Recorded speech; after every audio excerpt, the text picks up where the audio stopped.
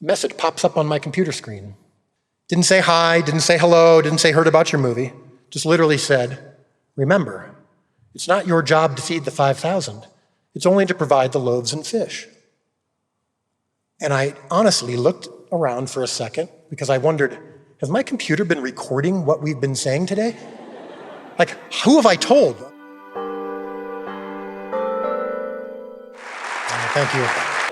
No, I love you very much. I'm actually really grateful to be here. I love being here in Provo. As you know, hopefully, we actually film a third of the show on the set in Goshen, the set that's owned by your church. You've been always so warm and welcoming.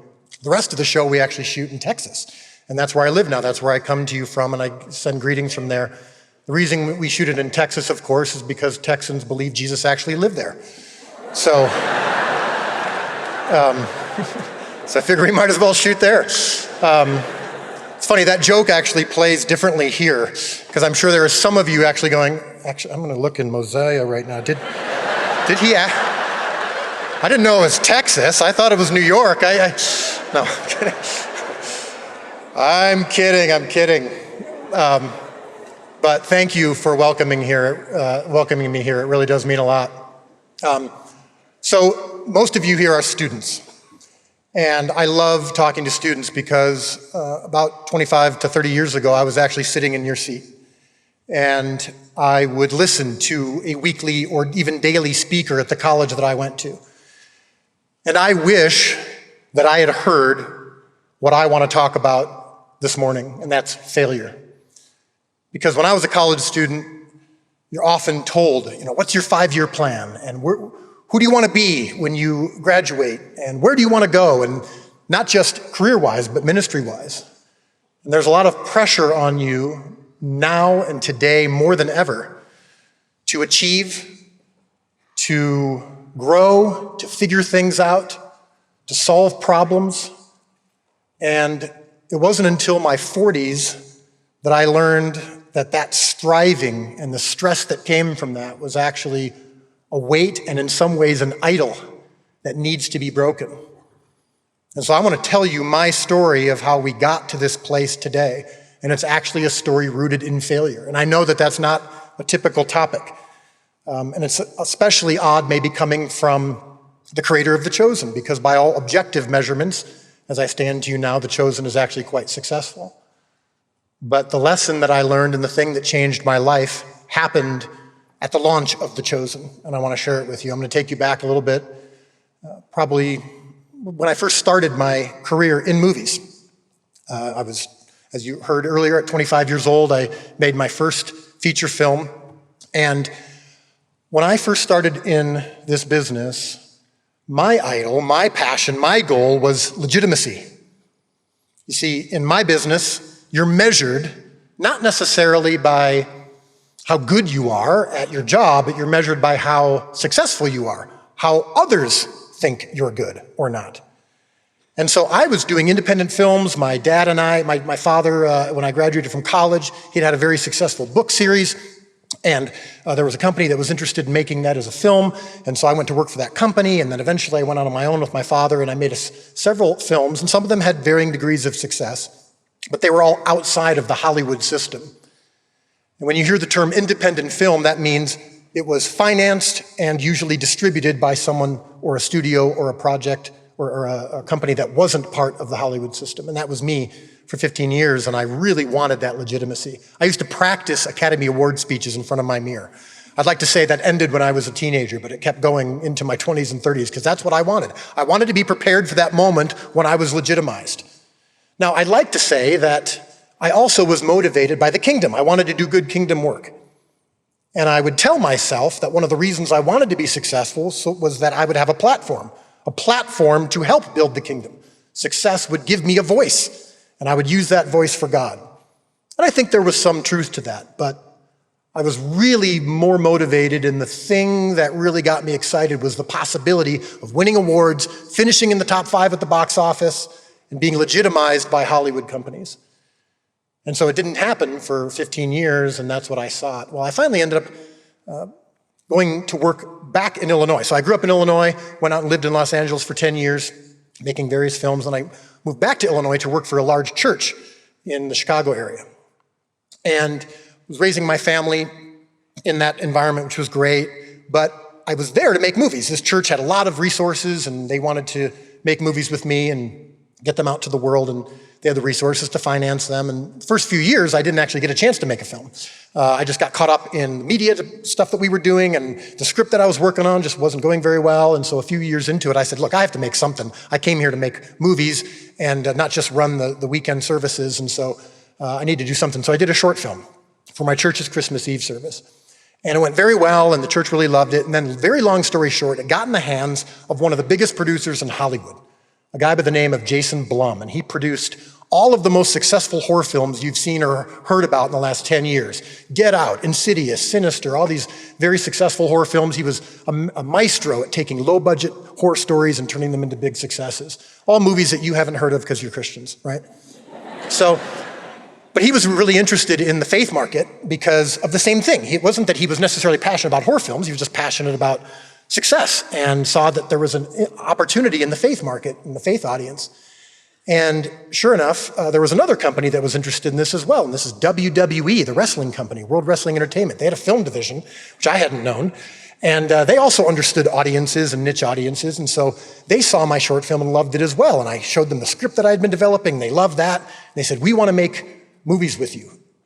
And so a horror film company, a wrestling company, and a church in Elgin, Illinois combined to produce a film that I wrote and was ready to direct. I had arrived. I had gotten what I sought, legitimacy and approval and interest from some major Hollywood companies and producers. And I made the film, got to film it at my church in Illinois, and it had a great message, a gospel message in it. I mean, this was great, and they wanted to make more movies with me. So then we tested the movie, and in Hollywood, what they do is they grab random audiences and get them together, and they watch the movie sight unseen previously. They don't know anything about it. Now they watch the movie, and then they give scores and recommendations, and it scored higher than any of the other movies these companies had made. And the companies were like, oh my goodness, we got to do more. So we're going to do 5 movies over the next 10 years, and everything's very exciting, until January of 2017. January 20th, 2017, I'll never forget, because that was the day my movie was released to the world. Came out in theaters all over the country, and everyone was very optimistic. And Hollywood runs on math. So you can know within the first couple hours on a Friday what the numbers are from the East Coast as they come in. And it's a math equation. Within a couple hours, you can know if the movie's going to do well that night, how it's going to do that weekend, and in many cases, how it's going to do for the next month or two. And there's, of course, exceptions to that rule, but for the most part, it's a math equation that they know how to solve. And the numbers came in the first couple hours, and the movie was a complete bomb, lower than their lowest projections.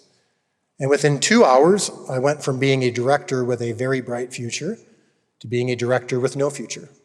Because those companies that had been so passionate about me and these projects immediately realized, okay, we don't understand this business, this audience, so we're going to go back to doing what we do best, horror films and wrestling, and I'm going back to nothing. And that afternoon, I'm home alone with my wife, Amanda, and we're praying and crying and confused. Because God's not the author of failure. That's what we've been told our whole lives. And I failed. And so this calling that I thought was so clear over the last couple of years, so many things had happened, whether it was impressions from the Lord or whether it was doors being closed and then opened that were made it so clear that I was doing what God wanted me to do. And then the movie bombed. So what does that make you do? Well, it makes you question, I guess I wasn't hearing from God. That couldn't have been God. I guess that was me. I guess I was wrong. I misread the tea leaves, and maybe I'm not meant for this. And that is a very, very hard pill to swallow, especially for someone like myself, who prided himself on problem solving and accomplishment and understanding results and making good decisions.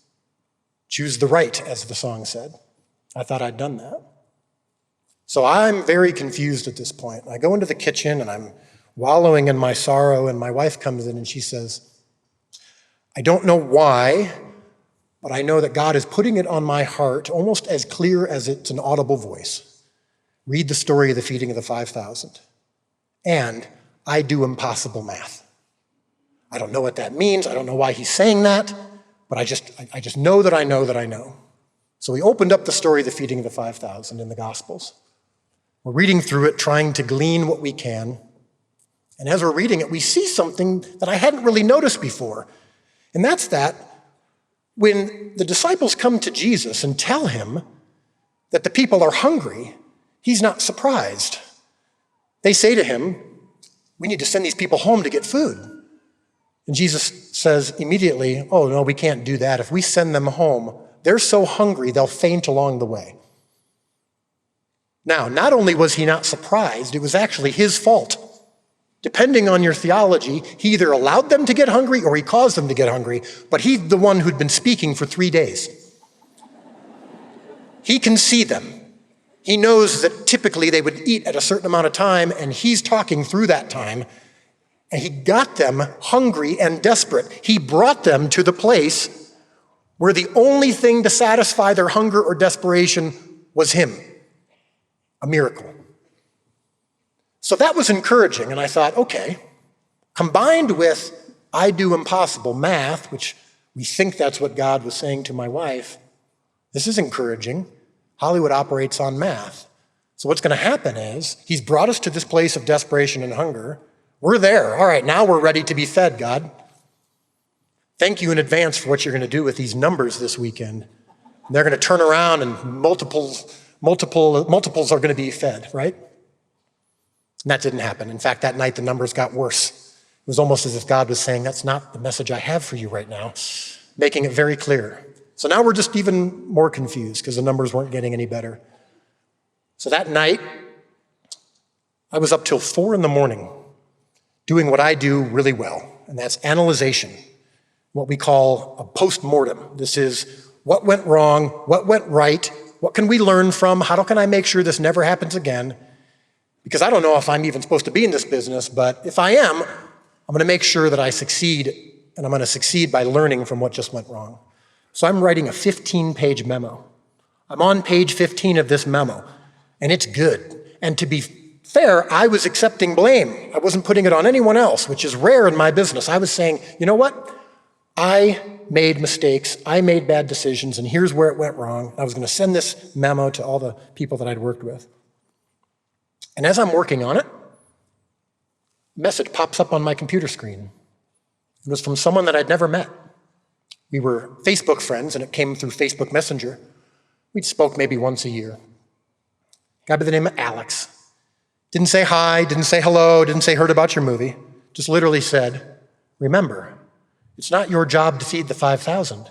It's only to provide the loaves and fish. And I honestly looked around for a second because I wondered, has my computer been recording what we've been saying today?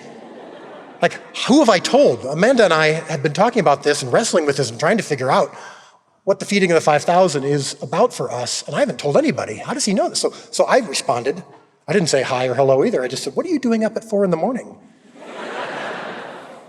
And he says, well, I'm actually in Romania. I'm in a different time zone. I'm here visiting my brother, and God has been, working in me, and I decided to open my computer, and I saw that your movie didn't do well. And I said, can I just ask you before I respond why you said that to me? He said, oh, that wasn't me. God told me to tell you that. And I found out later that he was walking home, looked up the movie. He had liked it, so he saw that it was a disappointment.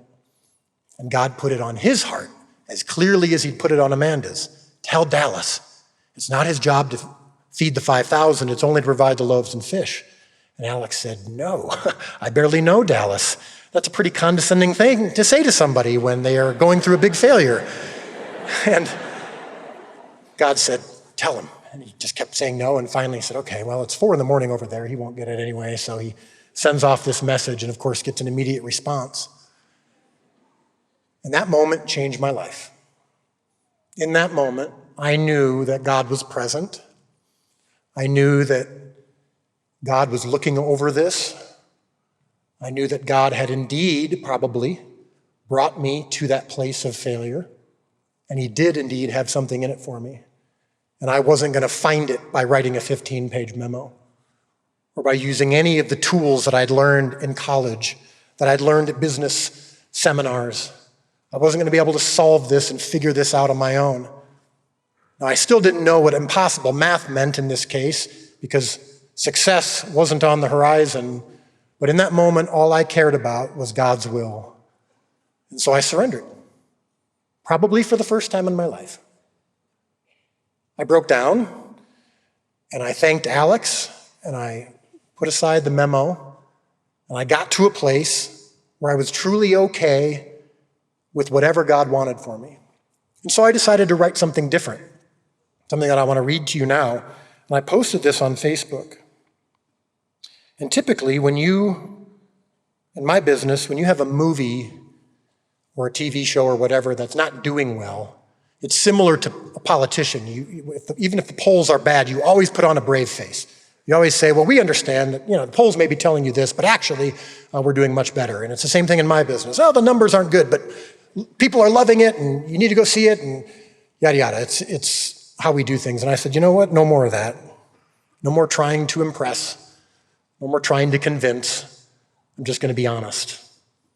So I'm going to post on Facebook something different than what you'd normally post when your movie's out. So I wrote this, and I think there might be something in it for you. So what do you do when something you poured yourself into just doesn't land? I won't mince words. The Resurrection of Gavin Stone, that's the movie I made, had a very disappointing opening weekend and an even more disappointing day yesterday. Yes, we've gotten good feedback from those who've seen it, and it's had tremendous impact on multiple churches and individuals. And that's the main reason we do these movies. But to be able to make more movies, your movie has to perform, and people on a mass scale need to want to see it.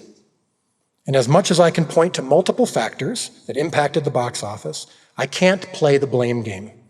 Something I created and believed in and thought would work simply didn't connect on a measurable level. People didn't want to see it in a theater, and I thought that they would, period. So what do you do when that happens in any career path? Certainly sadness is a factor. My wife and I have dealt with that over the last week for sure. Questioning yourself, the future, etc. It's all part of it.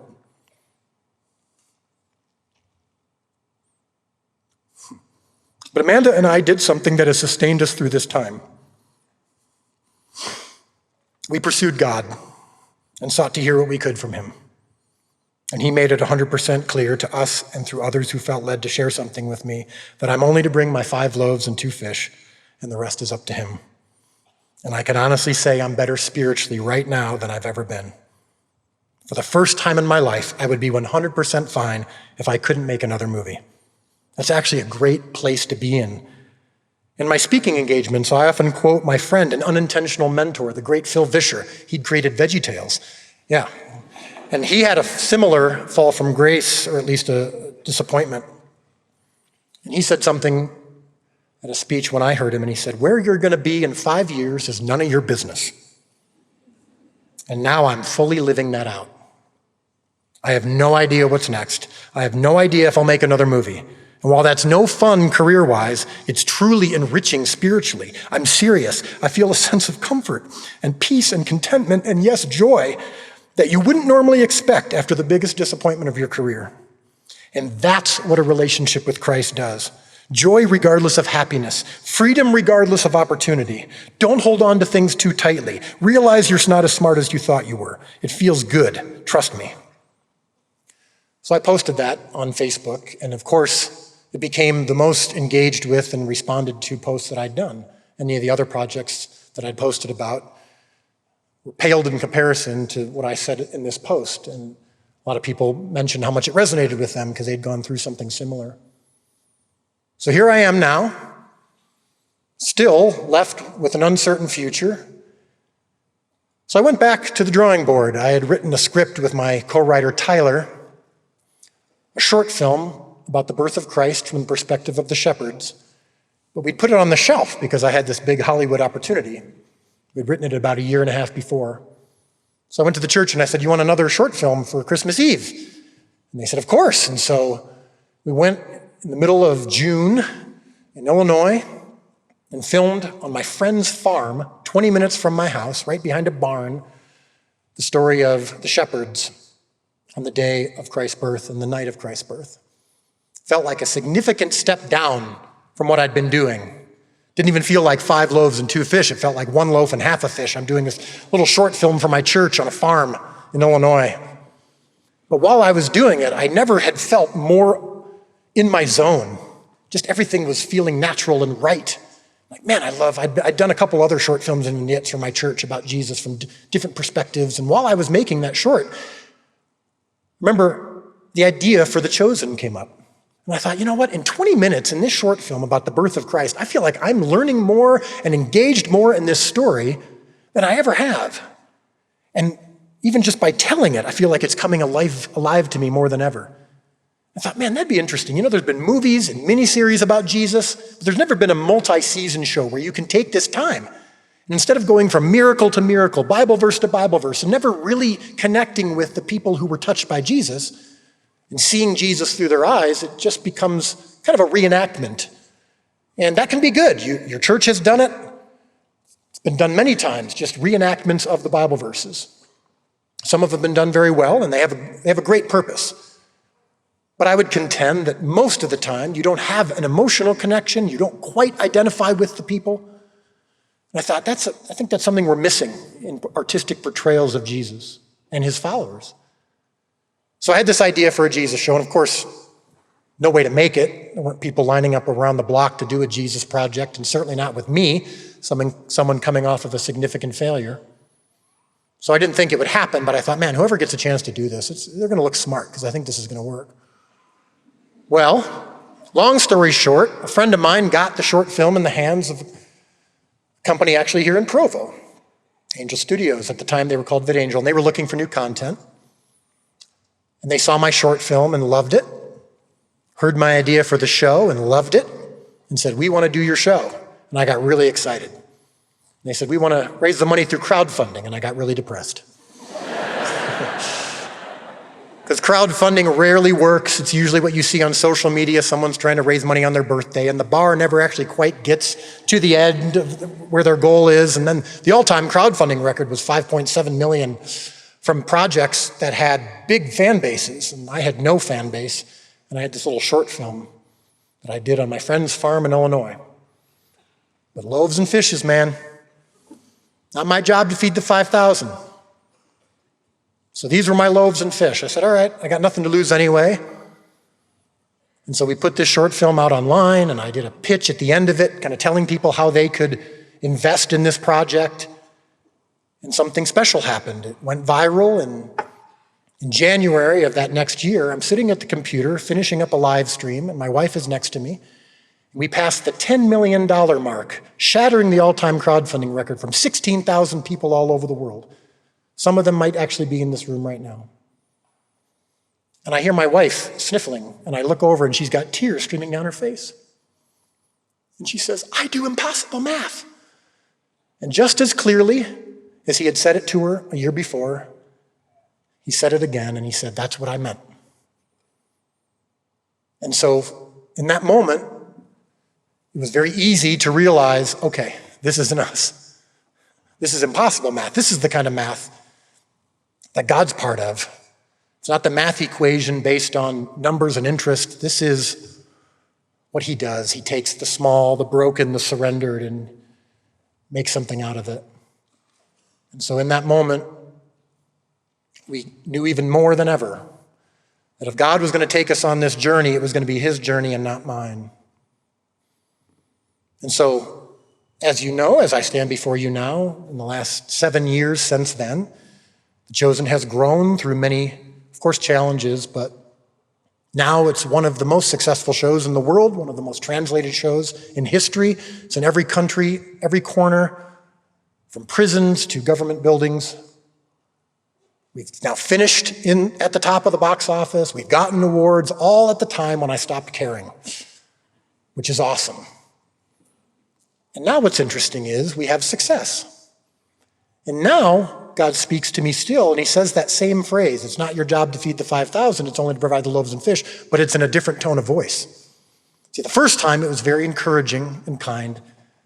It's not your job to feed the 5,000, Dallas. It's only to provide the loaves and fish. Now it is not your job to feed the 5,000. It is only to provide the loaves and fish. Whether in failure or success, the message is the same. When you make your 5 loaves and 2 fish, and he does ask that of us. He could have just waved his hand like I am in front of you right now in front of thousands of people, and the loaves and fish could have appeared out of nothing. But he does demand for us to participate, for us to do the thing that we don't necessarily need him for, so that he can do the thing that only he can do, the miracle part. So he does involve us in the process. Isn't that so gracious of him? Whether it's asking for the 5 loaves and 2 fish, or whether it's telling his disciples to roll the stone away when Lazarus is raised, or whether it's telling Moses to camp out at the edge of the Red Sea and strike the rock so the water would part, he does ask us to participate. But I'm telling you, students especially, whether in failure or success, 5 loaves and 2 fish, when you hand that to him and he deems it worthy of acceptance, the transaction is over. You are not more loved if you do 7 loaves. More people are not fed if you do 3 fish. It's the 5 and 2 principle. You bring what you have, you give it to God and let it go. And when you get to that place where you don't care about the results and you don't care about what they say, whether right now you can look on YouTube and find dozens of videos calling me evil, and you can find dozens of videos calling me the greatest thing ever. Neither one of those things are true, and I can't try to avoid the former or seek the latter. And so I implore you, starting now, don't wait until you're in your 40s for God to break you down and bring you to your knees and surrender. Starting now, get to this place. This superpower, actually, that comes from giving that up to God. It is not your job to feed the 5,000. It is only to provide the loaves and fish. I love you, and I hope that you can learn that earlier than I did. Thank you for your time.